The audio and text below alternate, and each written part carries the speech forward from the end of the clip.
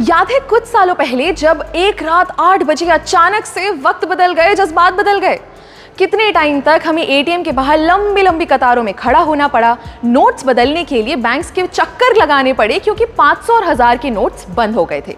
अब उस समय की परेशानी को आप और मैं बहुत अच्छे से जानते हैं और जाहिर है कि तब से हम हर तरीका आजमाते हैं कि उस सिचुएशन में वापस ना जाना पड़े। मगर अगर उस समय हम ब्लॉकचेन टेक्नोलॉजी यूज कर रहे होते तो शायद उतना नुकसान नहीं सहना पड़ता।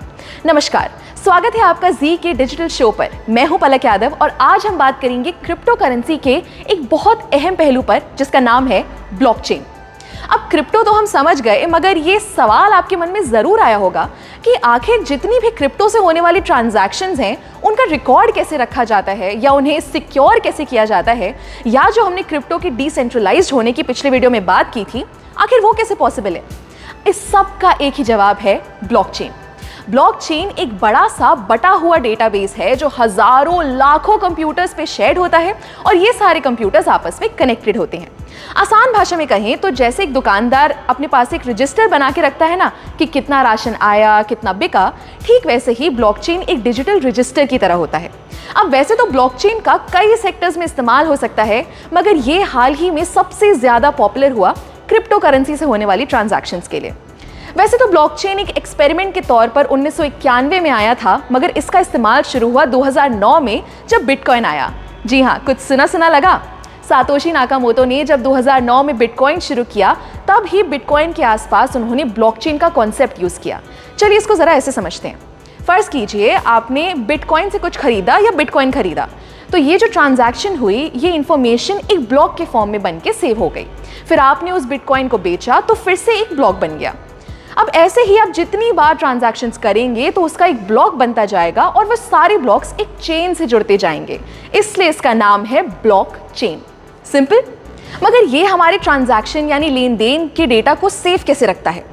हर एक ब्लॉक की अपनी एक आइडेंटिटी होती है। जैसे आप और मेरा फिंगरप्रिंट कभी सेम नहीं हो सकता, वैसे ही हर ब्लॉक को एक की मिलती है जो उसकी अपनी होती है और सबसे अलग होती है। क्योंकि ये डिसेंट्रलाइज्ड होता है, तो अगर इस चेन के किसी ब्लॉक में कोई दिक्कत भी आती है तो बाकी ब्लॉक्स पर कोई फर्क नहीं पड़ेगा।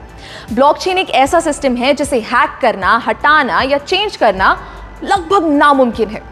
दोस्तों, मानो या ना मानो, ब्लॉकचेन का फ्यूचर बहुत बड़ा है और इसका इस्तेमाल लगभग हर जगह शुरू होने का टाइम दूर नहीं है, क्योंकि इसके बहुत से फायदे हैं। जैसे नंबर 1, क्योंकि डिस्ट्रीब्यूटेड है और इसमें स्टोर्ड जानकारी किसी लाइब्रेरी या सरकारी दफ्तर की तरह एक जगह नहीं रखी जाती।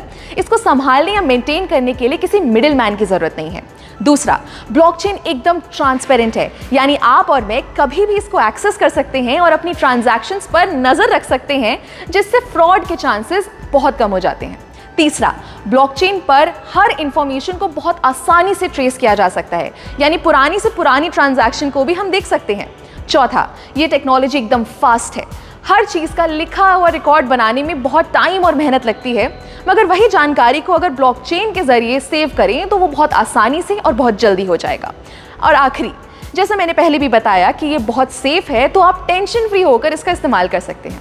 क्या आपको पता है, बहुत से भारतीय बैंक्स ने इस ब्लॉकचेन टेक्नोलॉजी को ऑलरेडी यूज करना शुरू कर दिया है, जैसे ई-केवाईसी के लिए, ई सिग्नेचर के जरिए ऑनलाइन डॉक्यूमेंट्स या कागजात वेरीफाई करने के लिए, कमर्शियल लेटर्स बनाने के लिए इत्यादि। हमारी प्लानिंग कमीशन यानी नीति आयोग ने भी ब्लॉकचेन पर व्हाइट पेपर पब्लिश कर दिया है, जिसमें ई गवर्नेंस को लेकर इसके इस्तेमाल की बात की गई है। एक मजे की बात बताऊं, 2010 में पहली बार फ्लोरिडा के एक आदमी ने 10,000 बिटकॉइन से 2 पिज्जा खरीदे थे, और आज एक बिटकॉइन की अगर कीमत लगभग 15 लाख रुपए है, तो अनुमान लगाइए 10,000 बिटकॉइंस की कीमत क्या होगी। ऐसे ही आपको क्रिप्टो की दुनिया की मजेदार बातें बताते रहेंगे, सो स्टे ट्यून्ड और देखते रहिए जी डिजिटल।